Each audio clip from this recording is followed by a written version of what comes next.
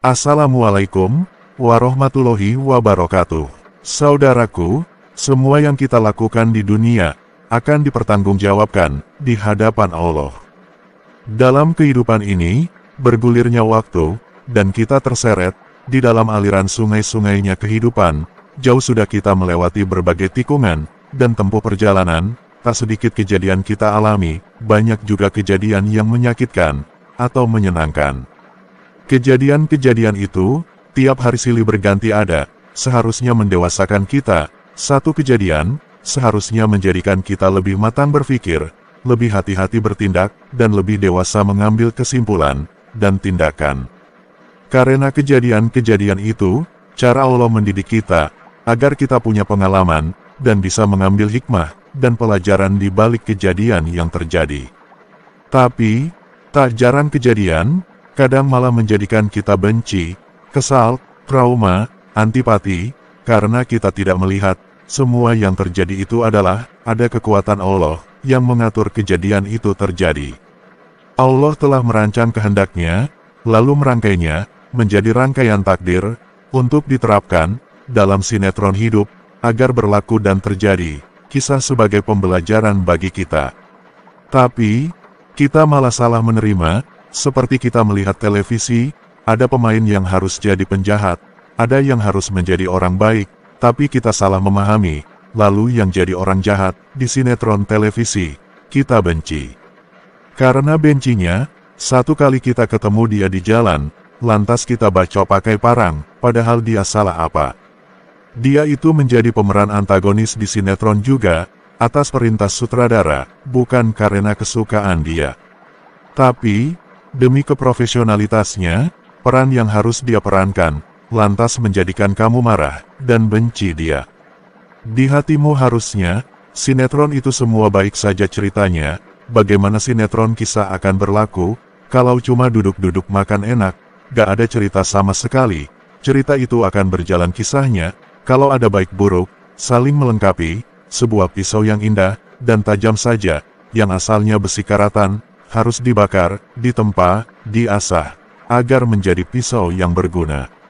Ada kebaikan dan ada keburukan, ada malam dan ada siang, ada hitam ada putih, itu sudah kodrat alam, sunatullah. Kalau kita benci dengan kejahatan, atau kita benci pada malam, maka kita belum paham, kalau kita itu hidup di dunia. Sadar atau tak sadar, kita itu sudah terlahirkan sebagai manusia, masih untung kita dilahirkan sebagai manusia. Kalau dilahirkan jadi sapi, apa ndak apes, kalau waktu musim kurban dikurbankan, kalau hari biasa diikat di kandang, makan saja hanya boleh rumput, apa mau kayak begitu? Sapi telanjang bulat, atau jadi kambing, ya sama saja, atau jadi burung. Bebas terbang, lalu diketapel orang. Atau ditembak, lalu digoreng. Sudah enak kita dilahirkan sebagai manusia, tinggal dipahami, diterima keadaan kita sebagai manusia, lalu disyukuri, dimanfaatkan potensi diri.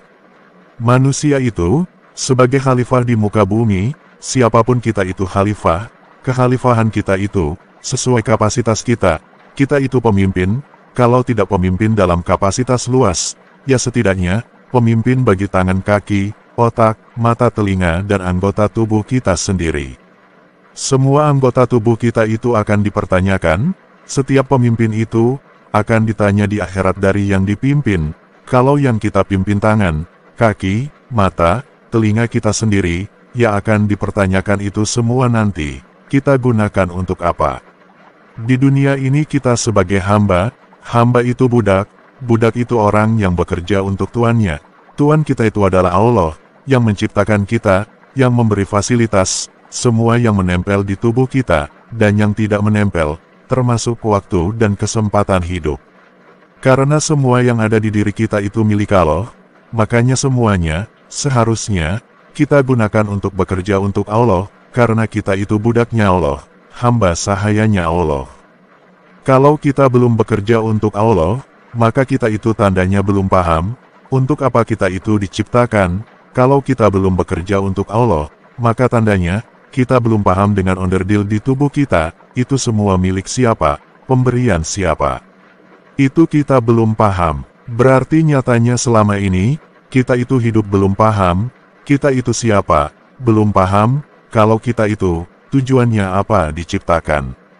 Kadang saya sendiri, ketika mendapati saya, dalam posisi yang sedemikian lemahnya, lantas Allah meletakkan di pundak saya, suatu tugas, yang akal saya saja, tak mampu mencerna, karena teramat beratnya tugas. Tapi ketika saya sadar, siapa yang bersandar pada Allah, maka Allah yang akan menanggung semua beban hidupnya, lantas saya lega hati, lantas apa yang teramat berat itu serasa ringan, dan tak mau saya masukkan ke dalam kapasitas akal saya yang terbatas. Saya lebih memilih berserah diri pada Allah, karena kalau tidak begitu, saya tak akan berdaya menyelesaikan tugas yang dibebankan di pundak saya. Sebagai orang yang berjuang atau bekerja di jalan Allah, sebenarnya tugasnya hanya simpel, mengarah kepada kebaikan, dan mencegah pada kemungkaran. Sederhana ketika ditulis, tapi berat ketika dijalankan, bukan berat dalam menjalankannya, karena berat yang kita ajak, ternyata setiap orang punya background berbeda-beda, sehingga kita harus punya multitalenta, untuk sekedar mengajak kepada kebaikan, kepada orang lain, itu juga harus menghadapi berbagai tanggapan yang beragam, di mana setiap orang menanggapi dengan kepahaman dan kapasitas dia bisa menerima.